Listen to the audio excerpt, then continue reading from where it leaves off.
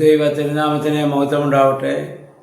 Bible reading പ്രോഗ്രാമിൽ സംബന്ധിക്കുന്ന ഏവർക്കും കർത്തൃനാമത്തിൽ സ്നേഹവന്ദനം. ന്യായാധിപന്മാരുടെ പുസ്തകമാണല്ലോ നമ്മളിപ്പോൾ വായിച്ചു തുടങ്ങിയത്.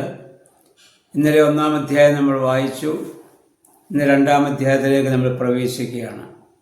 2-ാം അധ്യായത്തിൻ്റെ ആരംഭത്തിൽ ദൈവത്തിൻ്റെ മാലാഖ, ദൈവത്തിൻ്റെ ദൂതൻ ബോക്കീം എന്ന് പറയുന്ന സ്ഥലത്ത് വെച്ച് ഇസ്രായേൽ ജനത്തിന് വെളിപ്പെടുകയും അവരോട് പറയുന്നു, ദൈവം തൻ്റെ വാഗ്ദത്തം നിറവേറ്റുവാൻ ഒരിക്കലും താമസിക്കുകയില്ല. ദൈവം അതനുസരിച്ച് നിങ്ങൾ പിതാക്കന്മാരുടെ ചെയ്ത വാഗ്ദത്തം ദൈവം പാലിച്ചു, കനാൻ ദേശത്ത് നിങ്ങളെ കൊണ്ടുവന്നു. എന്നാൽ ആ ദൈവത്തോടുള്ള ബന്ധത്തിൽ നിലനിൽക്കുവാൻ നിങ്ങൾക്ക് സാധിക്കുന്നില്ല. അങ്ങനെ കാരണം യഹോവയായ ദൈവം പറഞ്ഞ അനുസരിച്ച് ജാതികളെ പൂർണ്ണമായി നിങ്ങൾ നീക്കം ചെയ്യുകയോ അവരുടെ ബലിപീഠങ്ങളെ നിങ്ങൾ നശിപ്പിക്കുകയോ ചെയ്യുന്നില്ല. അതുകൊണ്ട് യഹോവയായ ദൈവം നിങ്ങൾക്കെതിരാകും. നിങ്ങളിപ്പോൾ ആരെ ആരാധിക്കുന്നുവോ ആ ദേവന്മാർ തന്നെ നിങ്ങൾക്കൊരു കെണിയായി തീരും. ജാതികളെ പൂർണ്ണമായി നിങ്ങളുടെ ഇടയിൽ നിന്ന് യഹോവയായ ദൈവം നീക്കിക്കളയുകയില്ല. അവർ നിങ്ങൾക്ക് എന്നും ഒരു പ്രശ്നമായി മാറും എന്ന മുന്നറിയിപ്പ് മാലാഖ അവിടെ വെച്ച് കൊടുത്തു. അവിടെ അവർ ഒരു ബലിപീഠമാണ് യഹോവയായ ദൈവത്തെ ആരാധിച്ചു. ആ സ്ഥലത്തിന് ബോക്കീം എന്ന് പേരിട്ടിടുന്നതായി നമ്മൾ കാണുന്നു. ഈ മുന്നറിയിപ്പുണ്ടായപ്പോൾ പെട്ടെന്ന് അവർ യഹോവയെങ്കിലേക്ക് അവർ തിരിയുകയും ബലിപീഠം പണിയുകയും ആരാധിക്കുകയൊക്കെ ചെയ്യുന്നുണ്ട്. എന്നാൽ അവർ വീണ്ടും ആ പഴയ ബിംബാരാധനയിലേക്ക് ജാതികളുടേതായ സ്വാധീനത്തിൽ മടങ്ങിപ്പോകുന്ന സാഹചര്യം അവരുടെ ജീവിതത്തിലുണ്ടാവുകയാണ്.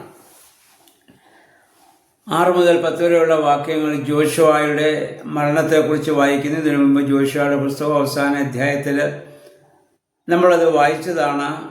എന്നാൽ അവിടെ പറയുന്ന ഒരു വാക്ക് മാത്രം നമ്മൾ ചെയ്യുന്ന 10-ാം വാക്യം, കർത്താവിൻ്റെ പ്രവർത്തനത്തെ അറിയാത്ത ഒരു തലമുറ അവിടെ ഉണ്ടായി എന്നാണ്. ജോഷുവയ്ക്ക് ശേഷം ആ കാര്യം പറഞ്ഞു കൊടുക്കുവാനോ അതിനാവശ്യമായ മാർഗനിർദ്ദേശം കൊടുക്കുവാനോ ആളില്ല. അപ്പോൾ ദൈവത്തെ അറിയാത്ത ഒരു തലമുറ അവർക്കൂടെ ഉണ്ടാവുകയാണ്.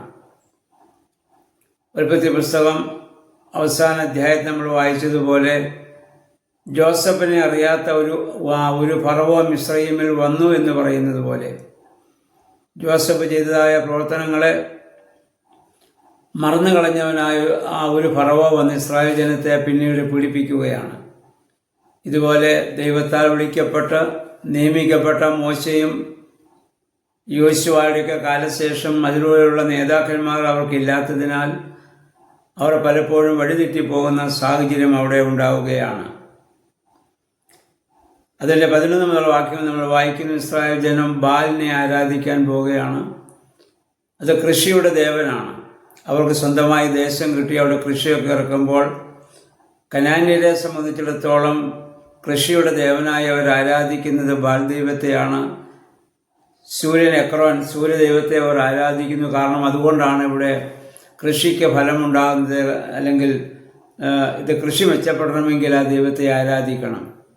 ആ സ്വാധീനത്തിൽ ഇസ്രായേലും ഒക്കെ പെട്ടുപോയിട്ട് അവരും ബാൽ ദൈവത്തെ ആരാധിക്കുന്ന അവസ്ഥയിലേക്ക് പോകുന്നതായി നമ്മൾ കാണുന്നു. അസേല പ്രതിഷ്ഠകളെ ഉണ്ടാക്കി അതിനെ വന്ദിക്കുകയാണ്. നമ്മൾ വായിക്കുന്നു, ദൈവം അതുകൊണ്ട് അവരെ കവർച്ചക്കാർക്ക് ഏൽപ്പിച്ചു കൊടുത്തു. അവരവരെ ഈ ഇസ്രായേൽ ജനത്തെ കൊള്ളയടിക്കുന്ന ഒരു സാഹചര്യത്തിലേക്ക് വീണ്ടും വരികയാണ്.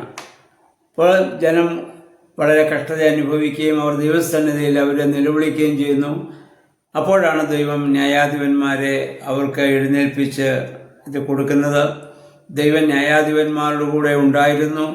അതുകൊണ്ട് അവർക്ക് ഇസ്രായേൽ ജനത്തെ രക്ഷിക്കുവാൻ സാധിക്കുന്നുണ്ട്. ക്രൈസ്തവ സഭയുടെ ചരിത്രം നമ്മൾ പഠിച്ചാലും 2000 വർഷം മുമ്പ് ക്രൈസ്തവ സഭ ആരംഭിക്കുമ്പോൾ അതിന് സജീവമായ നേതൃത്വം കൊടുത്ത് ജീവൻ കൊടുത്ത സഭയെ രക്ഷിച്ച സഭാപിതാക്കന്മാരുണ്ടായിട്ടുണ്ട്. കർത്താവിൻ്റെ സ്നേഹന്മാരും അതിനുശേഷം ആദിമ നൂറ്റാണ്ടിലുണ്ടായിരുന്ന പിതാക്കന്മാരും സത്യവിശ്വാസത്തെ സ്ഥാപിക്കുകയും അതിനെ സഭയിൽ നിലനിർത്തുകയും അതിനെ പരിപോഷിപ്പിക്കുകയും സംരക്ഷിക്കുകയും ചെയ്തു. എന്നാൽ അവരുടെയൊക്കെ കാലം കഴിഞ്ഞപ്പോൾ ഇപ്പോഴും ധാരാളം നേതാക്കന്മാർ സഭയിൽ ഉണ്ടാകുന്നുണ്ട്. പക്ഷേ ആദിമ സഭയിലുള്ള പിതാക്കന്മാരുടെ കാഴ്ചപ്പാടുകളോ അവരുടെ സമർപ്പണമോ അവരുടെ തീഷ്ണതയോ ഒന്നും ഇപ്പോഴുള്ളവർക്കില്ല. അവരവരുടെ കാര്യം സ്വാധീനം ഒക്കെ ലഭിക്കുന്നതിന് വേണ്ടി മാത്രം അവർ സഭയെ ഉപയോഗിക്കുകയാണ്. ആദിമസഭയിൽ പിതാക്കന്മാരെ സഭ ഉപയോഗിച്ചു. ഇന്ന് സഭയെ പിതാക്കന്മാർ ഉപയോഗിക്കുന്ന ഒരു സാഹചര്യത്തിലേക്ക് അധപ്പതിച്ചു പോയിരിക്കുകയാണ്.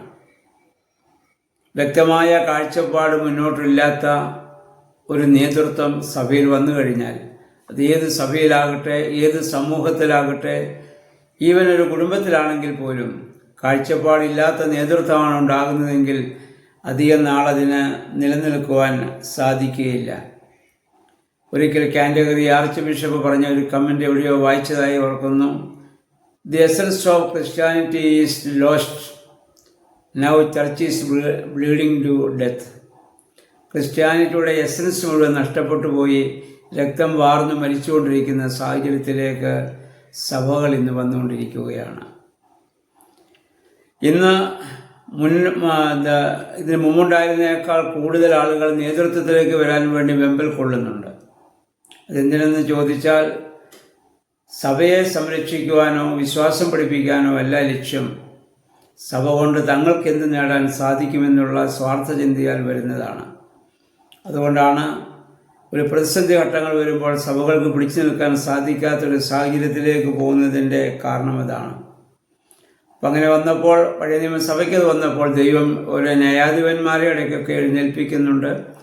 അങ്ങനെ ദൈവം എഴുന്നേൽപ്പിച്ച ന്യായാധിപന്മാരുടെ ചരിത്രമാണ് ന്യായാധിപന്മാരുടെ പുസ്തകത്തിൽ നമ്മൾ ഇനി വായിക്കാനായിട്ട് പോകുന്നത്. അപ്പോൾ നമുക്ക് ഉണ്ടാവേണ്ടത് ഒരു സഭയുടെ വളർച്ച എന്ന് പറയുന്നത്, സഭയുടെ ശക്തി എന്ന് പറയുന്നത് അതിലെ ആളുകളുടെ എണ്ണമല്ല, ക്വാണ്ടിറ്റി അല്ല, ക്വാളിറ്റിയാണ് ആവശ്യം. ആദിമസഭയിൽ അധികം ആളുകളില്ലായിരുന്നു, പക്ഷേ ക്വാളിറ്റി ഉണ്ടായിരുന്നു നേതാക്കന്മാർക്കും വിശ്വാസികൾക്കും. ഇന്നത് നഷ്ടപ്പെട്ടു. ക്വാണ്ടിറ്റി ഉണ്ട്, ധാരാളം ആളുകൾ സഭയിലേക്ക് വരുന്നുണ്ടാവാം, പക്ഷേ ക്വാളിറ്റി ഉള്ളവർ വളരെ ചുരുക്കമാണ്. അതുകൊണ്ട് നമുക്ക് ആവശ്യം, ദൈവമേ, ആ ക്വാളിറ്റി, ആദിമസഭയിലെ പിതാക്കന്മാരുണ്ടായിരുന്ന ആ വിശ്വാസത്തോടുള്ള തീഷ്ണത, അത് ഞങ്ങൾക്ക് തരണമേ എന്ന് നമുക്ക് പ്രാർത്ഥിക്കാം. ഇസ്രായേൽ ജനത്തിന് സംഭവിച്ചതുപോലെ നമുക്ക് വീണ്ടും വീണ്ടും പാപത്തിലേക്ക് വീണു പോകാതെ ദൈവത്തിൽ തന്നെ അടിയുറച്ച് നിൽക്കുന്ന, സത്യവിശ്വാസത്തിൽ തന്നെ അടിയുറച്ച് നിൽക്കുന്ന ഒരു വലിയ അനുഭവം ഉണ്ടാകുവാൻ ദൈവമേ, പരിശുദ്ധാത്മാവേ, ശക്തിയരിക്കണമെന്ന് നമുക്ക് പ്രാർത്ഥിക്കാം. ദൈവം അതിന് നമ്മെ സഹായിക്കുമാറാകട്ടെ.